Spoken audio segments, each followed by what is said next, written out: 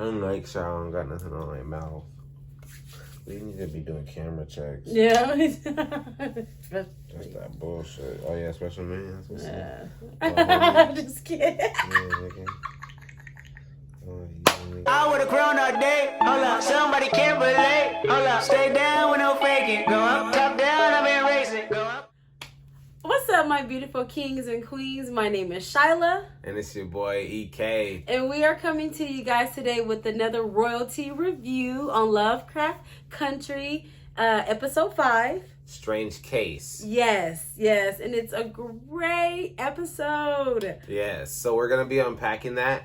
But before we do that, go ahead and give us a like and a subscribe down below. Please. And if you want to check out some more of us in our daily activities, give us a check out on the IG. Yes. You see it up here. Just check us out, man. So we'll go ahead and get started. I'll let you get us started. Okay, so starting off the rip, like straight off from the beginning, off the dribble, I thought the episode was extremely weird. Ruby woke up a white woman. And it was the white woman from episode, 2? Yeah. Because it wasn't episode 1. It was episode 2 with the dogs. Yeah. She woke up that white woman that was kind of crazy. Right. And it was strange as fuck. Right. I'm like, is there any line, or is there anything that's like connecting that between with that woman that she came up as, or something? Like, I don't know. We'll get into that as I go through the week. Every week, I'm starting to find out more and more things about the show that I missed. So now I'm trying to be more perceptive as I watch the show. We actually went back throughout this last week and rewatched episodes 1, 2, 3, and 4 because we were lost as fuck. Yeah. And you guys in the comments were like lacing us and we're like, oh shit. Yeah. All right. No, actually, you're right. It makes so much sense. So Right. now we're going to be trying to give you guys a little bit more in depth. We're going to be trying to be a little bit more on board. Yes. And yes. now knowing characters' names, Right. who people are, because we were in episode 4 and we didn't know who Montrose was. Yeah, I don't even think we That knew was William bad. and Christina's name. Yeah. We were just calling her the witch bitch. Yeah, she was a witch bitch. Yeah. Yes. Okay, so moving along in the episode, she wakes up white and she is just spazzing in town and she bumps into a little black boy. And it takes her forever to tell the fucking cop that, no, he didn't hurt me. I'm lost. And I was glad that she finally said something. It took her a long time to do so. I don't feel like it took her a long time. I thought that she just was like in shock that this situation was happening, and it was like kind of showing the situation in slow motion, and she just was like, oh, and then like she was like, oh, she realized, because as a black woman, if she says something, the kid might get whooped more or might get fucked up. So as a black woman, she probably may say something or may not. Yeah. But as a white woman, she probably didn't realize that she could say something to get this kid instantly out of trouble. So she probably was like shocked at first and then was like, oh shit, let me say something and stop this from happening. Right. And what she Very did. true. But Very that was true. another one of those moments where, again, it's not the terror of witches or witchcraft or anything like that. It's this kid is about to get smashed on while he's obviously an innocent kid with popcorn. He's a child. Right. And he didn't do nothing to this woman who just popped out acting crazy. And he was about to get smashed on for something that he had nothing to do Gonna with. get beat with a stick for no apparent reason. Right, And right. threatening him. Did you rape her? Did you molest her? You don't even know what the fuck that shit mean, probably. Right. So, okay, go ahead. Your turn. All right. So I thought she was dead. I thought Ruby was dead because the last thing it showed her was a smashing William, and I'm like, oh man, how did you even do that? Mm-hmm. We had kind of derived that Christina was William, or we have been talking about it between people that watch us and other people on Facebook and stuff. So I was like, damn, is she dead? She just woke up as a white woman. Did they just take over her body and stuff like that? So that's where I was at that point. So then the next thing, it shows her in that white woman's body. She goes through the town, and then she goes back. The police pick her up, Right. take her back to William's spot, Right. and she starts like having these bone seizures, like We're all like, what Right. the fuck is happening to this bitch? So Right. she gets back there, and William is like, has a knife and has all this kill paper out, like somebody who's a murderer and shit. And he goes and he has to cut her out of the shell for the first time. He says the first time it hurts, but he mentions something about being a metamorphosis. And even the guy on the TV is talking about locusts which shed their shell. And he's talking about how he says like they'll get like a higher sexual maturity and start devouring everything in their sight. So I feel like that's kind of going to be Ruby's arc moving forward because she's kind of making that metamorphosis. She's coming out of her locust shell. So I feel like that's where she's going to be going. We've already seen her kind of take that with things that we'll get into later, which we'll circle back around to that. Yes. Okay, I'm glad that you didn't skip ahead. Speaking of that scene, the part that I thought was crazy was the eyeball in the throat. I was like, what the fuck? Yeah. I didn't see that at first. I saw it the second time when we rewinded it, and I was like, wow, I didn't even see the eyeball. I saw it the very first time, and I was like, what the fuck? I didn't realize it was Ruby's eyeball, though. Yeah. That was dope how they did that. Yeah. That was dope. That was tight. Yes. All right. So then what's next? So the next scene happens and they walk in. Montrose hears Leti and Tic in the hallway, and they come in and they're like, what's her name? Yahima. Yes, where's Yahima? And he says, gone. This blood clot, bro. This blood clot, boy. So, man. Tic loses his shit. Bro. He loses it. I mean, he just takes flight on that man. Bah, bah. He started beating that like a nigga in the street. Man. He's just like, Took two niggas to get him off, and then he said, get off me. He right, was like, he didn't want to be touched. Yeah.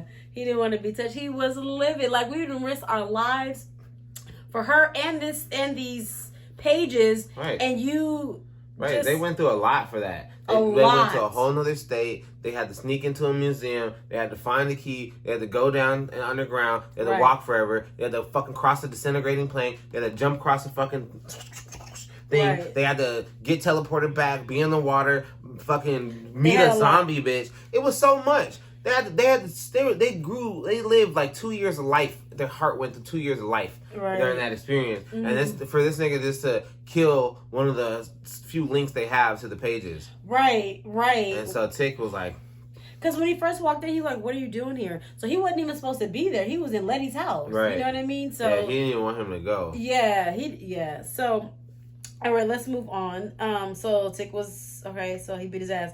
Okay, what do you have? So then after that, it goes back to Ruby, and it shows her being black again. Yes. And I'm like, oh, okay, so she's not dead. That's tight. Yeah. Cool. I'm happy for her. She was laying comfortably in the bed. Yeah. She was. And, okay, go ahead. And so then at that point, that's when kind of William reveals that it's the potion, that it happens, and, you know, you can do it again if you want to live that life or whatever. It won't hurt as much the second time because your skin will be used to it, you shed, whatever. So, speaking of that scene, when they were laying there, she mentioned that they weren't scared of me, they were scared for me. Yeah. And she just see her eyes truly through a black woman and through a white woman. That was very, like, I don't know, the way she explained it was very, like, eye-opening to me when she said that. Yeah. And to further point that, when he left that potion on there, he left her with a wad of money and the potion, and she just did the potion and didn't do that. So she goes to go live the rest of her day out as a white woman or whatever, and getting everything for free, like the ice cream or whatever else she got for free that day. Right. Was able to use her privilege to get shit free. Right. So yeah, so basically she kind of enjoyed that. She kind of got our first taste of a little bit of power, that comes with white privilege, and she kind of liked it. So she's now kind of living more of her days as a white. As of this episode, she's living more of her days as a white person than as a black woman. So we're gonna see how that goes. But like I said, I think that she's gonna be. I thought she was gonna be fake, and I'll kind of get into that a little later. But I think that she's gonna be going through this metamorphosis and this change of now she has that taste of power. She's gonna be trying to do what she can to power play her way up the ladder. Yeah. And do kind of things. And right now, I think that she's gonna do stuff for black people, but it remains to be seen. Yeah, it remains to be seen. We'll see how she does with Tamara. She did that girl right in the alley, but we'll get to that part. So anyway, the next scene, it cuts to Tic being extremely sad. He was trying to, I think he was decoding his ring at that point, but he just was sad. He was mentioning how that he was pouring that stuff on his knuckles. Yeah. He wasn't sure. He wasn't decoding the ring. Yeah, he was just sitting there thinking about how he whipped his daddy's ass and thinking about all the times he got his ass beat by his daddy, and he was sitting He was able to get his licks back. He was licking his only wound, which is with his bruised ass fist from the 1,000 punches he landed. He was licking his wound. Yeah, so Leti pulled back in with the good news that she actually did have pictures of the scroll. Yeah. She just didn't want to give it to him while he was Tasmanian deviling through the house. Mm-hmm. And then he proceeded to crack that cookie for the second time. They got it in. Yeah, they did. It didn't seem like that it was just her second time. She seemed like she was a well-experienced fucker at this point. Anyways, you guys can watch it and know for yourself. You know what it is. Yes. Mm-hmm. So then, what happens after that? So then it comes back to Ruby, and at the beginning when she was asking questions, she act like to me like the devil don't exist. Like I don't know. I don't know. Just that's how she seemed to me, as if I don't know. She was just living in La La Land at the beginning. Mm-hmm.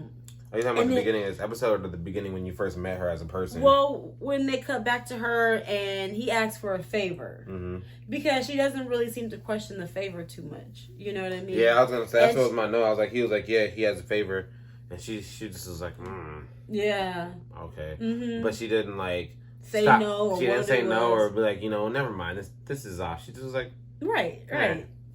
Even though he tried to assure her that it would be a minuscule favor. I mean, like, how many times have you seen the Twilight Zone where they try to say that shit, or the movie Bedazzled, or anything that ever has to do with the devil? Anything. It's always some bullshit favor, and it's always not as small as it seems in the large scheme of things that you don't think about. Right. And if that's the case, why couldn't he do it himself? Right. You know what I mean? Seems so easy. That was putting her life in danger, because if she would have got caught in there, it would have been a wrap. Right.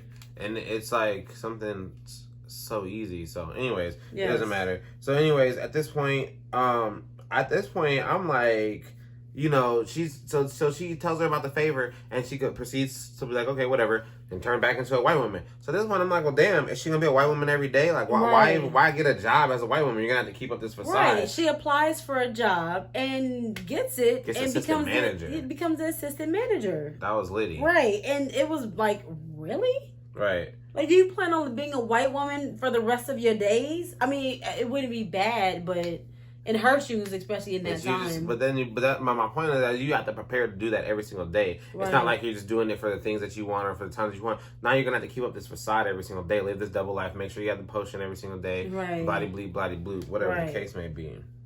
And I'm like, Ruby's having a little bit too much fun being this white woman. Yeah, she is. You know what I'm saying? She really is. She's having too much fun.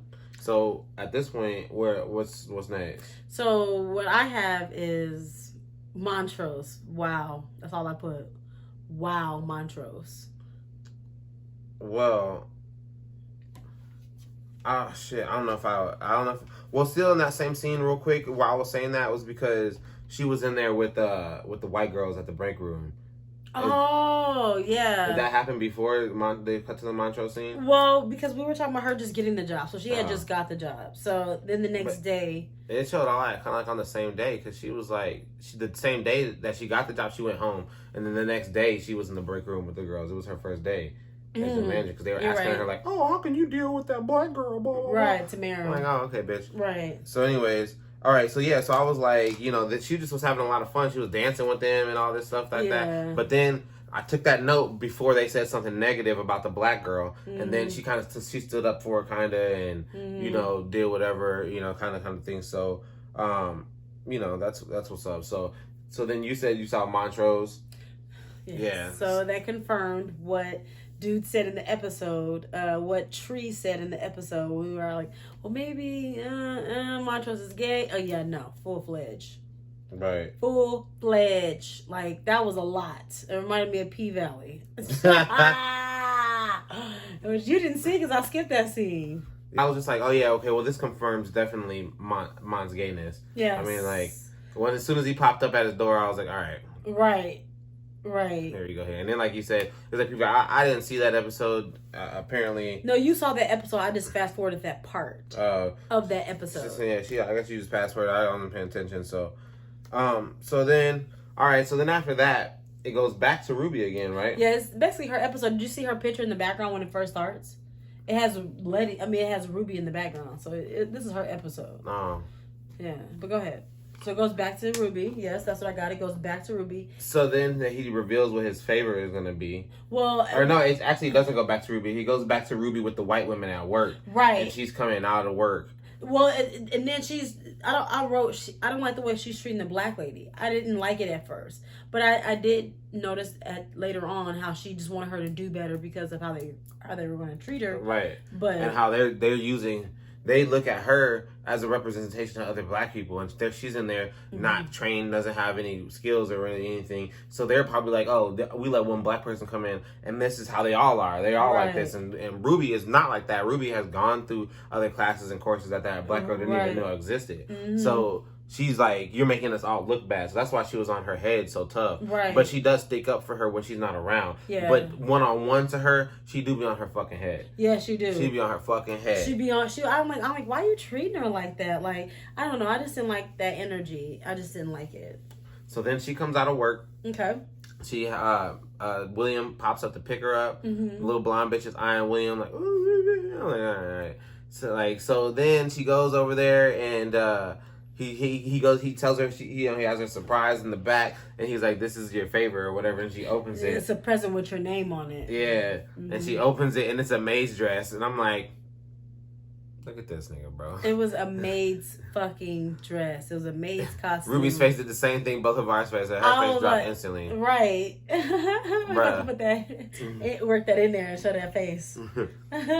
So, yeah, then he reveals what his favor is. Yeah. Well, he doesn't reveal. He said get dressed, and then Christina is the one who reveals it. Yeah. So, at that point, she tells him about She gives Ruby this little crest thing. Yeah. It looked like an old ass cookie. Yeah. But I'm sure it had clay. Yeah, I'm sure it had to do with something, or she's probably trying to frame or plot on this nigga something. So she needs her to plant that. There's a party that the lodge is having, and she needs Ruby to serve as a maid and plant that in his office. Yes. For some other tomfoolery and some mischief later on. Know. Yeah, we don't know what it is. We don't know. But she's trying to get this nigga unseated because I think he's the head of the lodge that's in this city. Yeah. Which I honestly thought that favor was too great because it put Ruby's life at risk. Like she said, "You gonna get me killed." I felt that if she would have gotten caught in there, it would have been a bad situation. Yeah, it wasn't just a small favor like he said. Right, it wasn't. It was a life risking favor. And then it was tough how she had to pull it off. So right. And then when she was okay. So we'll go that in a second because right before she had to get into that, before she even goes to the party,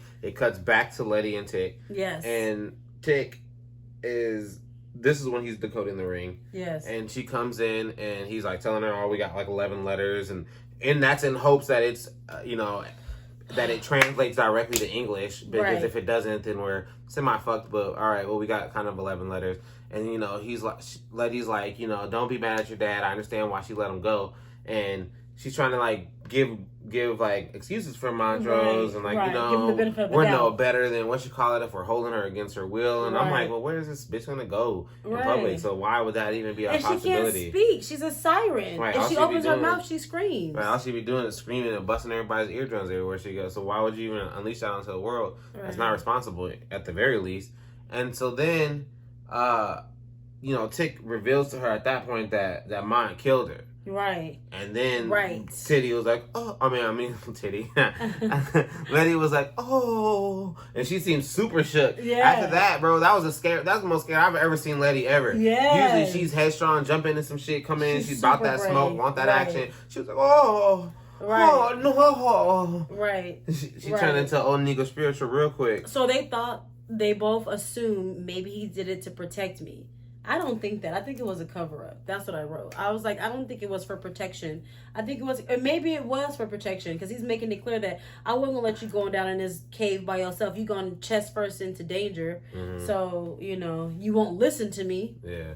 I mean, there's been a lot of debate I've seen between other Lovecraft fans that say that Montrose is protecting him because he's trying to figure out the stuff before he can get into trouble with it, and trying to keep him from getting these other lodges on his head. He's already has enough problems as a black man in America. He already has these other things that he's dealing with. He doesn't need legions of white wizards coming after him and shit like that. Right. And Montrose is not a man who speaks about what he feels. Mm-hmm. He's gonna do what he's gonna do the same way, and he's already had that hard pass with Tic, so he's past that kind of point of where Tic's gonna listen to him or not like that. Mm-hmm. So yeah, I think he didn't have to come with him to the thing. He didn't have to do that. He put himself in danger to do a lot of things for no reason apparently, but.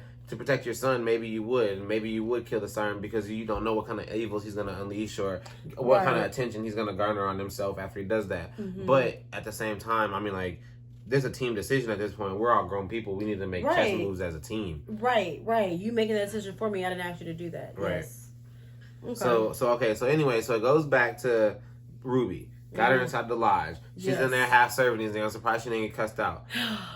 God, I know. Yeah, it's back to Ruby. Yes. They got this bitch in here playing Mission Impossible. She in here. She got to sneak in. So she goes back into the dude's office, which we saw in episode 4, where Christina went in there, and we heard somebody behind the window going, ooh, ooh, moaning. And we thought we were tripping, and we were like, well, somebody. We watched it again. We're like, somebody's definitely back there. Right. So she goes in there, and that guy is. Some guy who's chained up with his tongue cut out. Yes, and face sewed up too. And they said he was already dead. Well, they said that he was a dead man. I don't know. Yeah, and that's when they talk when they die. Yeah, either when they know they're a dead man or when they're a dead man. That's when they talk. God, that was fucking crazy. And then it was like he was trying to get their attention to snitch on her. Right. He wasn't even trying to help. Like he was trying to snitch, and then that's another thing. So now she's in here risking her life. It's not just dangerous men, it's the police. Right. Which she was upset to find out about. Mm-hmm. She's in there. This fucking zombie dude is trying to snitch on her, and she's has to be in there covering his bloody ass mouth and not be loud herself, being in disgust and all these things. And it was a lot to ask for. It was a lot to ask for. That favor was a great favor for him to say, oh, it's nothing. But yeah. So then after that, one major thing that happened during that point. The cop had his shirt off, and he had what looked like black skin sewn to his body from mid-arm all the way down to the torso to mid-arm to like the neck. What the fuck was that? What was that? Like a black man t-shirt? Like what? Well, I don't know. A skin shirt? Yeah. It was some old, like, Texas Chainsaw Massacre ass shit. It was strange as fuck. And then he went in there to change his shirt. Right, but not his skin. He kept that skin on and changed his shirt. Right. Like, bro, you over here got skin coats and shit. Yeah. You like fucking Silence of the Lambs and stuff. Yes. So, at that point, Ruby gets disrupted, is what William calls it, or Christina calls it. Interrupted. Yeah. And she decides not to take the shit and transforms back, right? Well, yeah, am I jumping ahead? No, you're kind of jumping ahead. So it goes back to her. She does transform back into the white woman. Because after this, she's back at work with the lady, and that's what she snaps on her about the shoes. Right. And so I was like, she's being hard on her, but this is after she finds out that the black girl didn't have any qualifications. She didn't get past like a 7th grade education. Mm-hmm. She didn't go do any of the typing schools, any of the vocational trainings that she went through. So like we were saying earlier, she's disappointed in how she's a reflection of the black people to these white folks around her, and she's she's being real hard on her. But like I said, she's like snapping on her like a lot, kind of, you know? Yeah, she is. But for the greater good. So then, that's when it goes back to So what happens after she snaps on her? She decides to say she's taking us out she's going to take us out to the south side. I didn't like that very much. Yeah, the boss pulled up on him and was like, is there a problem? Yeah, I didn't like that very much. I should just put her on the spot like that. Yeah. Like, no, I'm not taking you guys to my side of my neck of the woods. Right, not Those at are all. my neck of the woods. I'm not taking y'all around them parks. No. Right. So she put that up. So then it cut scenes back to Montrose, and he's just inside the drag house having the fucking time of his life. Oh, God. Drowning in his sorrow. They might as well have just been playing She Can Dance, She Can Dance. That should have been the song playing for this nigga, bro. He was just in there. Whatever, bro. It's whatever. it just was a long ass scene. He wasn't even speaking. He just was in there. And he was drowning in his sorrows, and I didn't want to see it. Right. I just didn't. I don't care about the gay scene at all. The fact is that we have to see him moping around after he fucked Don't up. nobody feel sorry for you that you got your ass beat, bro. Right. You need to be talking to your son, talking about why you did what you did. Right. What you're going to do to improve in the future. Right. Right. Not crying to your boyfriend about how you fucked up. And he's not even crying about it to him. He's not even he's not even venting to him. So this leaves room for more fuck up in the future, like, to be honest with you. Right. Like, fuck. So then it cuts back to the scene that you were talking about. They go out on the south side, the white women, and the blonde girl again, she's in there all horny-eyed and shit. I'm like, damn, this bitch hot in the pants, but we'll see how that pans out later, if it even extrapolates on that. And so there it goes to this whole little club scene, and their friends they go off to go to the dance floor, and she goes outside. And what happens outside? So because she doesn't get on the dance floor. No. So it cuts to her being outside, but she goes outside to take the stuff, but she doesn't take it. Yeah, she like looks at it and she makes a conscious decision not to take it. She didn't run out of time. She cracks it in her hand. Yeah. Yeah, she cracked it in her hand, and then she transforms, and then she sees her boss hitting up on a black woman, and then like talking big shit. Yeah. Big shit. He's trying to like first he's like all trying to sniff on her, or he's trying to like let me taste it. Yeah, and he's like trying to get all on her and shit, and she like does whatever and dips off, and he yells at her like fucking nigga, you know. Yeah. Classic white man move. Of course, and then. Right. And then put his white face back on. Right. He pull himself together and shit and go back in like he didn't do anything. Right. So Ruby saw that through the crack in the through the crack in the fence, and she's like, "Oh, okay, little nigga, you think you slick?" Bet. So I see you. Bet. So real quick before we get into the last part of this, I think that this episode it had a little picture, and I kind of want to start talking about that little picture that appears in the little. Because there's always a different picture right there, and this one was a butterfly. Yes. So I think that a couple people went through metamorphosis in this episode, and I would say that Christina was one of them, because she went through a metamorphosis just with a person like Ruby, who she was able to connect to and kind of give information to and give her a secret with, and kind of make a kind of a metamorphosis, change it to like somebody who was aligned with the lodges to now somebody who's kind of like on her own kind of road kind of thing, but she's now getting allies on the other side of the court. So that's kind of her metamorphosis. Ruby's metamorphosis was obvious. She was turning into a white woman, and she was able to see the both sides of the fence, everything like that. Montrose's metamorphosis is probably him coming out. He's probably not going to be hiding his gayness too much anymore. Everybody now in the town knows he's going to this thing, having a good time. Right. I think he'll be a different person. I think he'll be different next time we see him, because everything that happened to him there was kind of ceremonious. Like they lifted him up, he was like cleansed over and shit like that. So I think he had some kind of metamorphosis and stuff. Right. That's a good point. Tic, he made an important discovery towards the end. I'm not sure about his metamorphosis so much as to everybody else's, but it wasn't an episode wasn't really about Tic and Leti too much. So I don't think that it was like a high point on them having a metamorphosis. No, except the fact that he came out and he was honest about the girl in Korea. Yeah. So. Yeah.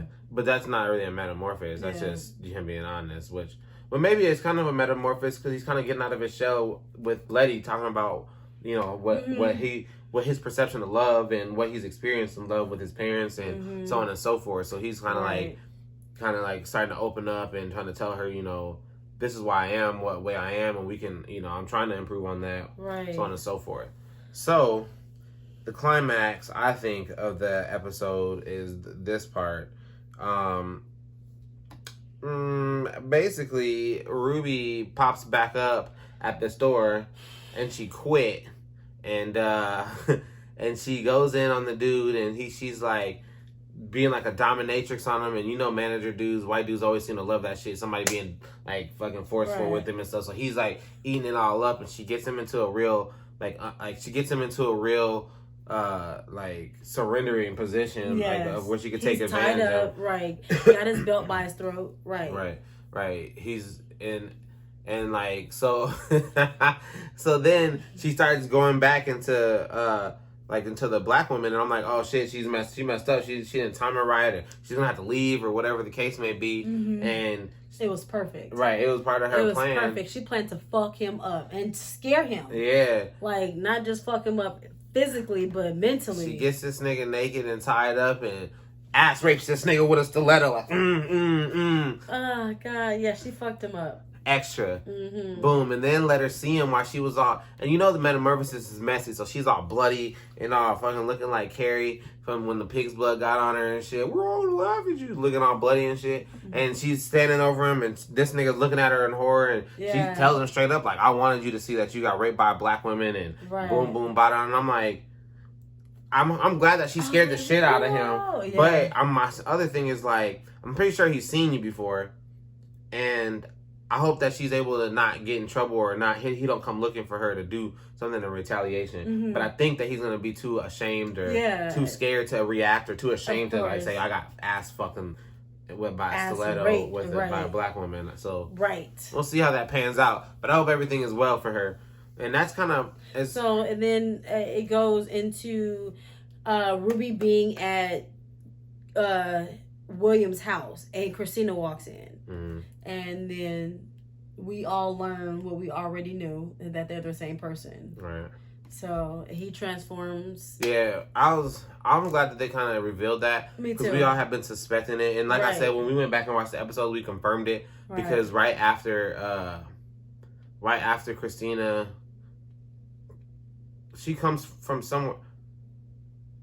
No, she goes in as fucking Christina. She pulls up and drives up. Yeah. She pulls up and drives up as Christina, and then comes right out as William. Right. Like, and it's like, and that's when we confirmed. But we had already been suspicious prior to that. Yeah, we were already suspicious because they were never in the same room together ever. So everybody in the group were talking about how they're the same person. So that's when we learned that. And her car was always around when she wasn't. Right. And he said she had many cars. I'm like, where are these other cars at? Right. I only seen the one where she ride on the other side. Yeah. So then, the most important thing, low key, of the episode,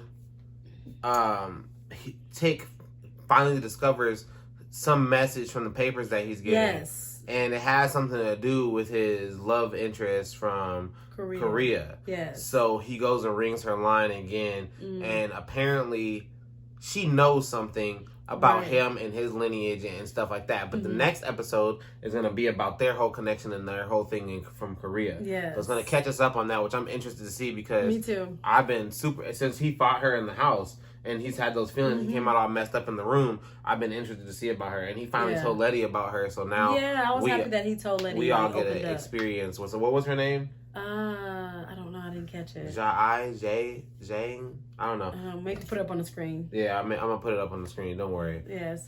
So, do you think that Ruby is going to continue to be the white lady? We should probably have a comment. Yeah.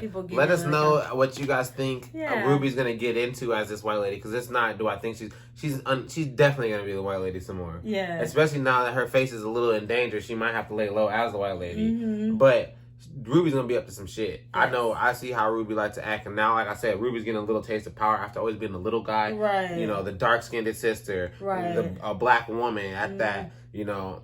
A poor black woman at that, you know. Right. So she's got, a couple of different social hurdles that she's been able to jump over. So she's definitely going to take advantage of that power. We'll see how she uses it to her advantage. Yes. My question that I wanted to ask, like I said with the metamorphosis of Christina, do you guys really think Christina is a bad person? Do you think she's evil? Do you think she's against Tic and Leti? Or do you think she's trying to help them? Because even though we've been around for about 4 or 5 episodes, there's nothing that she's done that's actually hindered the group in any major way. She's helped them multiple times. Yeah. She's not gotten them in trouble for other attempts that they've made on her or whatever the case may be. And I just don't really... I feel like she's done less damage than Montrose has, to be honest. Yeah, I agree. But let me know what y'all think. Who's more impeding to the group? In the Montrose or Christina? Below. Yes. Who?